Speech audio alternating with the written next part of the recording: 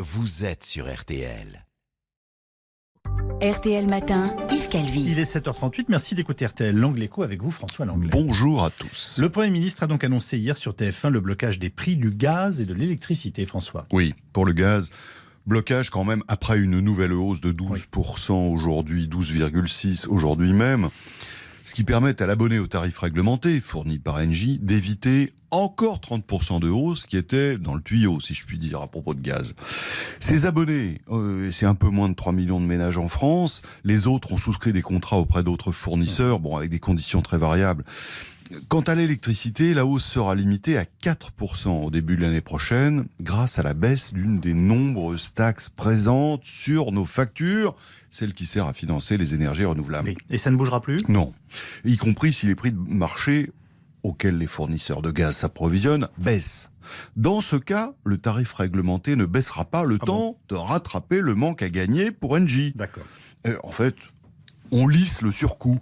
Et ça veut dire que quand même, le prix du gaz va rester collé au niveau actuel, sensiblement élevé, pendant longtemps, quoi qu'il arrive. Donc c'est pas vraiment un cadeau alors ? Non, au lieu de payer le max d'ici le printemps, disons d'ici à l'élection présidentielle, on étale dans le temps le renchérissement. Et le chèque énergie est maintenu ? Oui, et ça c'est important, parce que ça, pour le coup, c'est une subvention.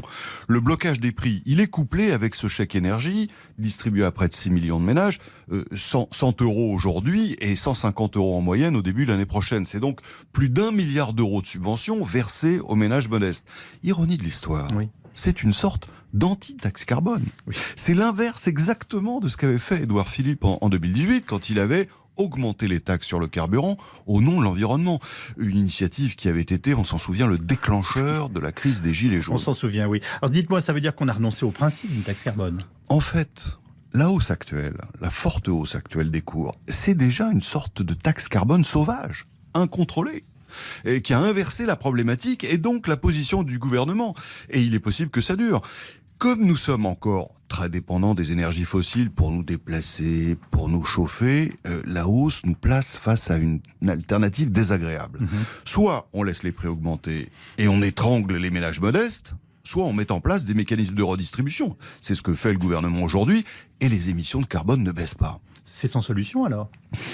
Aujourd'hui, oui, mais pas à long terme. Il faut investir massivement dans des sources d'énergie décarbonées. Bon, avec deux questions qui se posent quand même. Qui va payer pour ça ? Si c'est pas le consommateur, ça sera le contribuable. Et c'est bien souvent le même. Deuxième question, comment faire sans le nucléaire ? Dans la mesure où on n'a même pas la place physique d'installer autant d'éoliennes et de panneaux solaires qu'il faudrait. Le nucléaire, c'est pas la solution idéale, mais pour une période de transition, est-ce que c'est 1 ou 2 générations ? Il permet de disposer d'une énergie sans carbone.